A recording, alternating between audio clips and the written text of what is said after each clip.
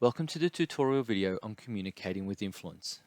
My name is Tony Pan and I'll be taking you through the topics and the content of this unit. Well, what's in this unit? Communicating with influence is a huge topic when we talk about it from a management perspective. Communication in general is a big topic in any of our work roles, regardless of whether we're on the front line or as a senior executive. And when we start talking about being able to use communication as a tool in which to really influence others, particularly in the context of leadership, there's a lot we can go over. This particular unit narrows it down to these topics.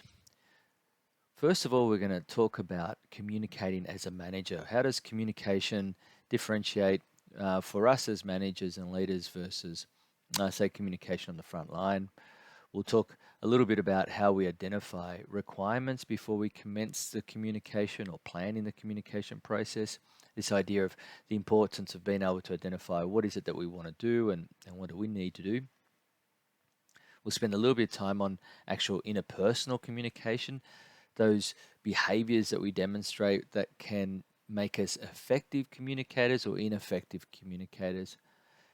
We'll talk about negotiation, particularly how to negotiate to get effective outcomes. Then we're going to break down into two key areas of communication as managers and leaders. And the first one is going to be on meetings. So for meetings, we're going to break that down into three topics: preparing for meetings, opening and controlling meetings, and then closing meetings.